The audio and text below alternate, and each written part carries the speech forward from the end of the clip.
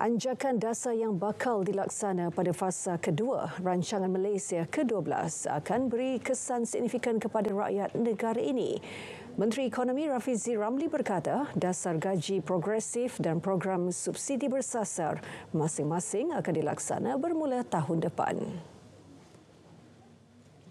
Subsidi bersasar akan bermula tahun 2024. Gaji progresif akan bermula tahun 2024. Jadi semua dasar ini akan bermula tahun 2024. Cuma berapa ramai dapat capaian dia itu, semua itu akan dilakukan secara berperingkat. Dan menjelang 2-3 tahun akan datang, saya ingat hampir semua, sebahagian besar semua akan mendapat manfaat daripada beberapa dasar ini. Sistem pangkalan data utama PADU akan menjadi infrastruktur utama yang memangkin program subsidi bersasar, khususnya dalam memastikan tiada rakyat tercicir daripada menerima bantuan kerajaan. Tempoh percubaan PADU dilaksana November ini sebelum dibuka kepada orang ramai untuk pengesahan kedudukan sosioekonomi mereka Januari depan. Mesyuarat khas Sidang Dewan Rakyat sekali lagi menolak usul berkaitan keputusan melepas tanpa membebaskan Timbalan Perdana Menteri Datuk Seri Dr. Ahmad Zahid Hamidi untuk dibahas. Laporan penuh Sidang Dewan Rakyat ketika ini bersama Mohan Chinasami. Baik Haizal, yang di-Pertua Dewan Rakyat Tan Sri Johari Abdul sekali lagi menolak usul berkenaan untuk dibahaskan dengan menjelaskan mesyuarat khas ini adalah mengikuti pesyuarat ataupun peraturan mesyuarat di bawah 11-3. Ini ialah sidang khas. Sidang khas itu 11-3, maka yang menentukan ialah Perdana Menteri. Maka apa yang termaktub dalam syarat-syarat yang diletakkan itu saya ikutlah, sebab itulah 11-3. Baik, saya sebut semalam juga kepada Arau dan Macang, saya akan memberi ruang. Saya tahu ini ialah isu politik yang masyarakat juga nak tahu apa yang berlaku. Saya kata selepas Perdana Menteri membahaskan. Maksud selepas ini tak kata semalam, saya tak kata hari ini. Selepas ini maknanya you have 6 days. You have 6 days. Hari ini, besok, lusa, tulat. You can say out. Jumaat lepas, Tan Sri Johari telah menolak usul yang dikemukakan oleh Ahli Parlimen Macang Wan Ahmad Faizal Wan Ahmad Kamal dan juga Ahli Parlimen Arau Datuk Seri Dr. Syahidan Kasim. Usul bagi meminta Sidang Dewan Rakyat ditangguhkan mengikut perkara 18-1 dan -2 peraturan-peraturan Majlis Mesyuarat bagi memohon penjelasan daripada Peguam Negara mengenai keputusan Mahkamah berkenaan dengan DNAA Datuk Seri Dr. Ahmad Zahid Hamidi daripada pertuduhan rasuah. Sesi sidang pagi tadi tertangguh selama 30 minit. Baik, Peguam Negara akan dipanggil bagi memberi penjelasan berhubung keputusan selepas keputusan lepas tanpa bebas DNAA Datuk Seri Dr. Ahmad Zahid Hamidi di Parlimen.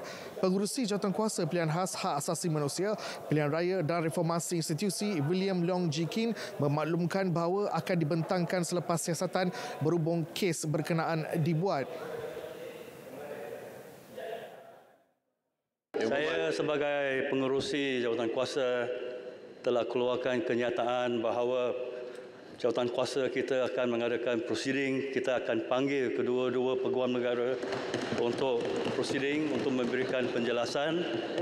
Kenyataan media telah dikeluarkan dan ini menjadi perkara orang awam boleh tahu dan kita akan bentangkan laporan selepas siasatan dibuat. Sidang Dewan pagi tadi sekali lagi kecoh selepas Ahli Parlimen Pembangkang bertindak membangkitkan isu berkenaan. Kajian separuh penggar rancangan Malaysia ke-12 yang dibentang semalam oleh Perdana Menteri dibahas dalam mesyuarat khas. Timbalan yang di-Pertua Dewan Rakyat Datuk Ramli Makno memaklumkan 40 ahli parlimen terlibat dalam sesi perbahasan pada hari ini. 40 sahaja yang berbahas dalam senarai saya ini. Ya. Jika ada tambahan, tolong forwardkan ke pejabat SUDR untuk ditambah. Ya. Tapi apa yang ada pada saya ini adalah 40. Pagi ini saya akan baca 15 sahaja. Ya.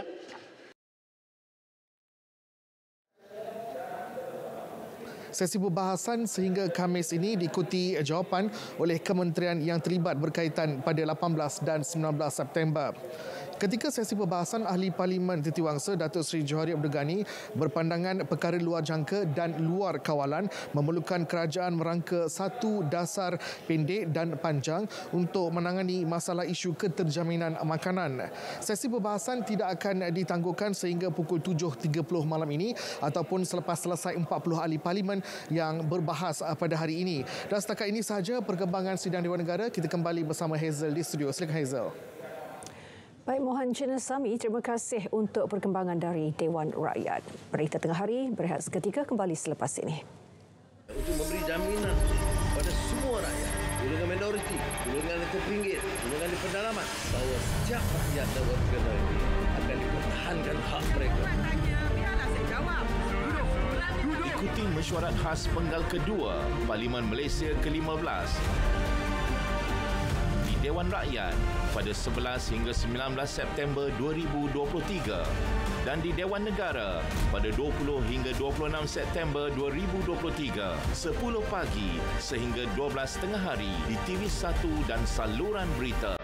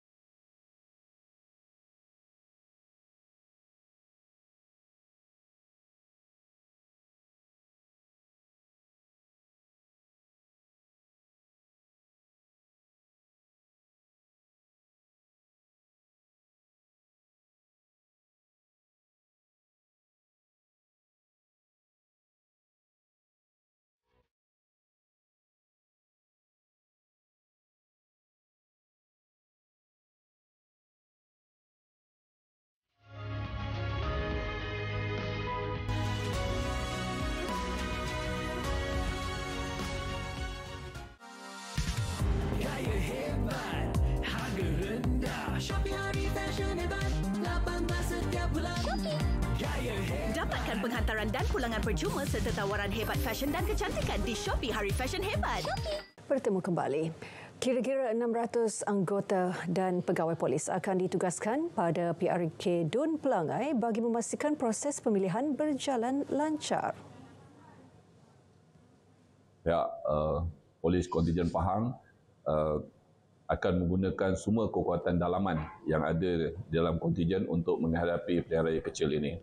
Iaitu kita anggarkan seramai lebih kurang 600 orang akan terlibat dalam pilihan raya kecil, iaitu penugasan semasa penamaan calon, hari tempoh berkempen dan juga semasa undi awal dan hari mengundi pada 7 Oktober. Polis akan membuat pemantauan bagi memastikan tiada berlaku isu melibatkan agama, kaum dan raja 3R. SPR menetapkan tarikh pengundian PRK Dun Pelangai pada 7 Oktober. 3 Oktober hari pengundian awal, manakala penamaan calon pada 23 September. Seleweng diesel bersubsidi, sebuah stor di ladang sawit Kuala Bikam Bidor diserbu KPDN. Kira-kira 20,000 liter diesel bernilai lebih RM300,000 disita. Pengarah KPDN Perak, Datuk Kamaluddin Ismail memaklumkan sindiket dipercayai membeli diesel di stesen minyak sekitar Tapah menggunakan lori tangki yang telah diubah suai. Bahan api itu akan dijual semula kepada pihak tertentu. Ketika serbuan, seorang lelaki tempatan mengaku sebagai pemilik stor namun gagal mengemukakan dokumen permit barang kawalan. Turut berada di lokasi seorang pemandu lori tangki yang disyaki datang untuk membeli minyak tersebut. JPJ Johor menyita 13 motosikal kerana ditunggang warga asing menerusi operasi khas di Johor Bahru. Kenyataan menyebut 46 notis saman dikeluarkan terhadap pengguna jalan raya atas pelbagai kesalahan. Antara kesalahan dikesan tiada lesen memandu, lesen kenderaan motor dan 8 kesalahan teknikal kenderaan. Tindakan dijalankan unit operasi JPJ Johor Bahru mengikut Akta Pengangkutan Jalan 1987. Pesara swasta rugi hampir RM1.5 juta selepas diperdaya sindiket penghantaran barang menggunakan phone scam. Suspek menyatakan mangsa ada membuat penghantaran bungkusan yang tidak berjaya. Jelas Ketua Polis Perak, Datuk Seri Muhammad Yusri Hassan Basri, suspek memaklumkan bungkusan itu mengandungi kad kredit, chip kad pengenalan dan kad ATM. Suspek kemudian menyambungkan panggilan kepada dua individu, kononnya pegawai polis dari IPD Ipoh dan Bukit Aman. Mangsa berusia 72 tahun kemudian dituduh terlibat dengan kes pemerdagangan manusia dan pengubahan wang haram. Selain diugut akan ditangkap serta dipenjarakan.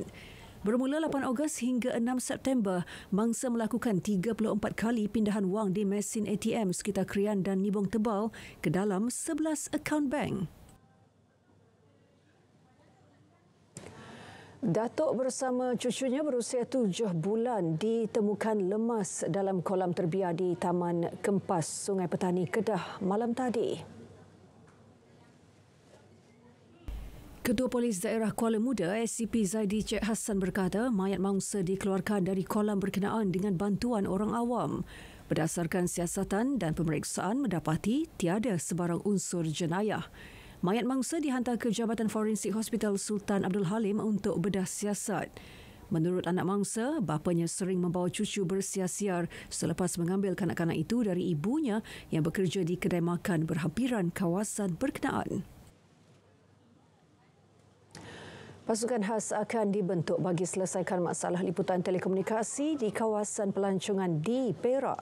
Exco Komunikasi, Multimedia dan NGO Negeri Muhammad Azlan Helmi berkata kerjasama rentas portfolio itu akan dilakukan dalam masa terdekat. Pasukan itu terdiri daripada agensi di bawah portfolio komunikasi, multimedia dan NGO serta Exco Pelancongan, Industri Pelaburan dan Pembangunan Koridor Perak. Langkah awal yang akan diambil mengenal pasti lokasi pelancongan utama yang menghadapi masalah liputan. Sebab kita faham, contohnya di Hutan Lipur ni, contohnya kita faham dia ada banyak rintangan-rintangan di dalam Hutan Lipur itu, ada pokok yang tak boleh tebang dan sebagainya. Mungkin kita perlu kajian secara menyeluruh dan apakah mekanisme yang paling ampuh untuk kita selesaikan perkara ini. Jadi jawatankuasa ini kita akan tubuhkan insya-Allah dalam secepat mungkin ini. Jelajah ilmu UNIMAP ke Latvia dan Estonia diharap mampu membuka minda mahasiswa agar lebih berpandangan jauh dan mampu berfikir secara global. Naib Chancellor Profesor Datuk Dr. Zaliman Sauli berkata, jelajah itu juga bertujuan memberi pendedahan berkaitan strategi untuk menjadi pemimpin yang cekap. Objektif program ini adalah untuk memberi pendedahan kepada kepimpinan pelajar universiti untuk mereka dari segi berkomunikasi dengan pelajar-pelajar di luar negara, memberi pendedahan kepada pelajar-pelajar ini bagaimana urusan pentadbiran pelajar-pelajar seperti student union, parlimen mahasiswa di universiti-universiti yang dilawati. Jelajah bermula dari 10 hingga 17 September. Diketuai Raja Muda Perlis Tuanku Said Faizuddin Putra Jamalul Al yang juga merupakan Chancellor UNIMAP. Bidang Sains Teknologi Kejuruteraan dan Matematik STEM membuka lambakan tawaran kerjaya baharu dalam tempoh 5 tahun akan datang. Peluang ini harus direbut pelajar dengan menguasai bidang berkenaan setelah pelbagai inisiatif diperkenal kerajaan termasuk membawa pelabur besar melabur di dalam negara.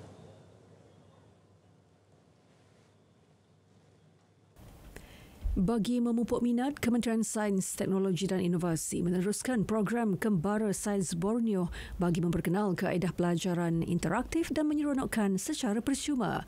Siri 2 ini akan menjelajah ke Kimanis, Tawau dan Nabawan. Maka peluang-peluang pekerjaan ini kita mahu supaya diisi oleh rakyat tempatan kita. Dan rakyat kita mesti melengkapi diri mereka dengan pengetahuan STEM supaya kita boleh menyambut peluang-peluang pekerjaan yang dibawa oleh Yang Amat Berhormat Perdana Menteri, termasuk juga dalam konsep Madani Malaysia. Beliau menyatakannya selepas program Selamat Pagi Malaysia di Angkasa Puri Kota Media. Lebih 300 murid Sekolah Kebangsaan Tanjung Tokong, Georgetown berarak sepanjang 1.5 km membawa spanduk yang padat mesej kemerdekaan. Usaha ini bagi menzahirkan rasa cintakan negara menjelang Hari Malaysia Sabtu ini. Murid tahun 1 hingga 6 termasuk prasekolah sepakat bersama guru masing-masing menterjemahkan hasrat dan mesej positif bagi membangkitkan semangat patriotisme.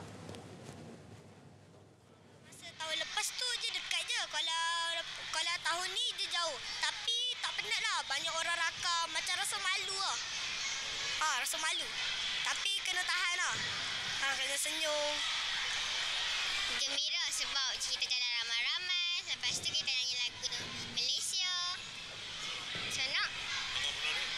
Best lah. Dia boleh nyanyi lagu. Lepas tu sama-sama nyanyi ramai-ramai. Dulu tak pernah buat pun. Tadika. Sekarang ni best lah.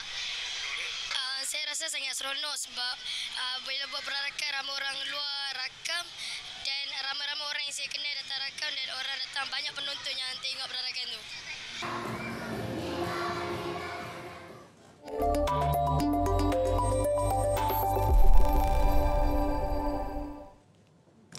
Bursa Malaysia dibuka rendah di sebalik prestasi bursa serantau yang bercampur-campur. Indeks FBM KLCI susut 3.13 mata kepada 1,451.91 mata setakat pukul 12.30 tengah hari tadi. Kaunter saham paling aktif menyaksikan Ecovest turun 2 sen kepada 50 sen. IFKA MSC Berhad meningkat 2.5 sen kepada 33.5 sen dan UEMS susut 2 sen kepada 68.5 sen. KLK pula muncul, kaunter saham paling untung naik 18 sen kepada RM21.38. Manakala saham AG bertambah 16 sen kepada RM15.62 dan PPB meningkat 14 sen kepada RM15.74.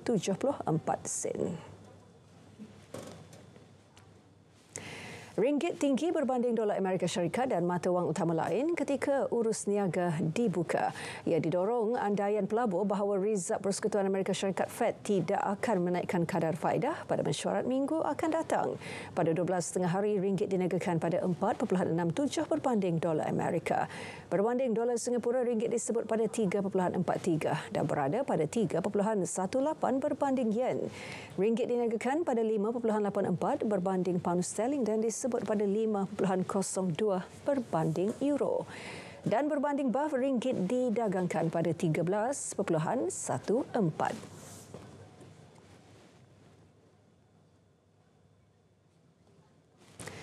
Peningkatan siling dalam peruntukan rancangan Malaysia ke-12 menunjukkan kerajaan sedar keperluan terhadap modal impak untuk menjadi negara perindustrian dan berpendapatan tinggi.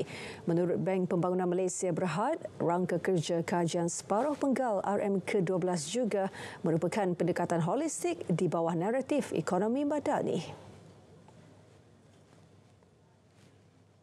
Ketua Pegawai Eksekutif kumpulannya, Roni Abdul Wahab berkata, sebagai institusi kewangan pembangunan, BPMB komited bekerjasama bagi menyokong pelaksanaan RM ke-12 dan industri strategik serta berimpak tinggi pendigitalan serta penyediaan infrastruktur sosial untuk rakyat. RM5.9 bilion telah diperuntukkan untuk projek pembangunan strategik di bawah bajet 2023. Rangka kerja penilaian bank tersebut, MIND, turut memastikan semua pembiayaan memberikan impak sosial ekonomi dalam sekitar sejajar objektif Malaysia Madani. Yang di-Pertuan Agong dan Raja Permaisuri Agong meneruskan penjelajahan kembara Kenali Borneo menuju ke Kuching hari ini. Perjalanan dari Sibu, Sarawak sejauh hampir 400 km itu menyaksikan keluarga diraja akan berkenan singgah ke Bandar Simanggang, Sri Aman. Untuk meninjau situasi semasa di Sri Aman, kita bersama Eric Edward di sana. Eric, teruskan. Terima kasih Hazel di studio. Selamat tengah hari dan salam Malaysia Madani. Rakyat di Bandar Simangang, Seri Aman kini masih menunggu keberangkatan tiba ke bawah duli Yang Maha Mulia Seri Paduka Yang di-Pertuan Agong bersama rombongan kembara Kenali Borneo di Bandar Simangang Seri Aman ini yang dijangka tiba tengah hari ini. Dan Yang di-Pertuan Agong Al-Sultan Abdullah Riayatuddin Al-Mustafa Billah Shah yang berkenan mengetuai kembara Kenali Borneo sejak 3 September lalu bermula dari Tawau, Sabah dan kini memasuki hari ke-10. Hari ini meneruskan perjalanan sejauh 227 km dari bahagian Sibu ke bahagian Seri Aman. Dan di Seri Aman, Seri Paduka Baginda Yang di-Pertuan Agong serta rombongan telah disambut oleh Timbalan Premier Sarawak Datuk Ahmad Douglas Uga Embas serta Ahli Dewan Undangan Negeri Simangang Datuk Francis Harden Hollis, dan Baginda telah berkenan melawat Masjid Bandar Seri Aman bagi menunaikan solat sekaligus berkenan ke majlis santapan tengah hari bersama para jemputan. Dan selepas majlis santapan tengah hari, Yang di-Pertuan Agong Al-Sultan Abdullah Riayatuddin Al-Mustafa Billah Shah juga berkenan mencemaduli berangkat melawat Kubu Elis Seri Aman sebelum meneruskan perjalanan kembara ke bahagian Kuching. Dan apa yang boleh saya gambarkan ketika ini, ramai sudah warga Bandar Simangang ini yang telah turun ke lokasi bagi bersama-sama memeriahkan lagi keberangkatan tiba Yang di-Pertuan Agong serta konvoi kembara Kenali Borneo. Jadi itu saja yang boleh saya kongsikan kembali bersama Hazel di studio. Gaya hebat, harga rendah. Shopee Hari Fashion Hebat, 18 setiap bulan. Gaya hebat. Dapatkan penghantaran dan pulangan percuma serta tawaran hebat fashion dan kecantikan di Shopee Hari Fashion Hebat.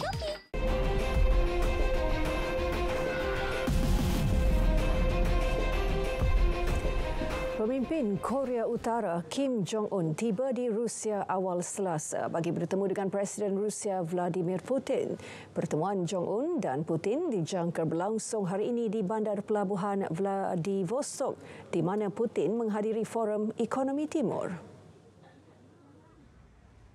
Sementara itu, Perisik Amerika Syarikat mendedahkan kedua-dua pemimpin akan membincangkan soal penjualan senjata Korea Utara kepada Rusia.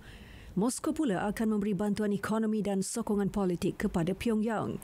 Korea Utara adalah satu daripada segelintir negara yang menyokong Rusia secara terbuka sejak ia menceroboh Ukraine tahun lalu. Minggu lalu, Putin berikrar akan meluaskan hubungan dua hala dengan Korea Utara dalam semua bidang. Walaupun serangan 11 September telah 22 tahun berlalu, namun Presiden Joe Biden menyeru rakyat Amerika terus kekal mengingati semangat keberanian dan keazaman selepas serangan itu. Biden juga memuji ketabahan rakyatnya dalam usaha menghormati mereka yang maut dan pada masa sama menyemarakkan kembali perpaduan. Biden berkata demikian dalam upacara memperingati ulang tahun serangan itu di Pangkalan Elmendorf, Richardson, Alaska. Satu upacara memperingati juga diadakan di Memorial dan Museum 11 September Kebangsaan di Lower Manhattan, New York. Hampir 3,000 orang maut dalam serangan apabila perampas Al-Qaeda menerbangkan pesawat ke Menara Pusat Dagangan Dunia New York dan ke Pentagon di Arlington, Virginia. Manakala pesawat keempat terhempas di Pennsylvania. Lebih 1,000 mangsa masih gagal dikenal pasti.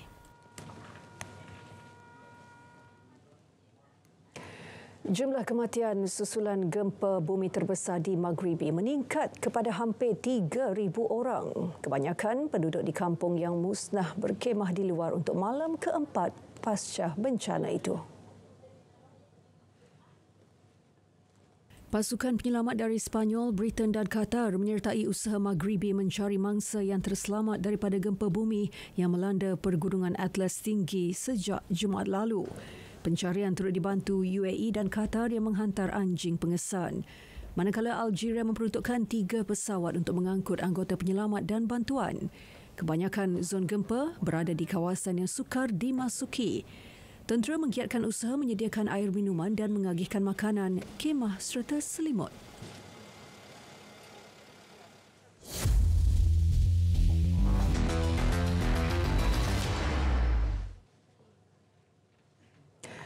Krisis keyakinan. Demikian pandangan peribadi Pemerhati Sukan Tempatan Datuk Dr. Pekan Ramli susulan pengumuman sasaran 27 pingat keseluruhan tanpa menamakan sasaran emas oleh kontijen negara di Sukan Asia Hangzhou 2022.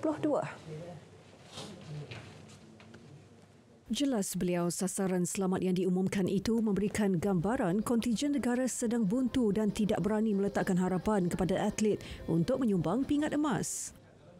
Yakin bahawa sebenarnya kontijen kita berdepan dengan krisis keyakinan.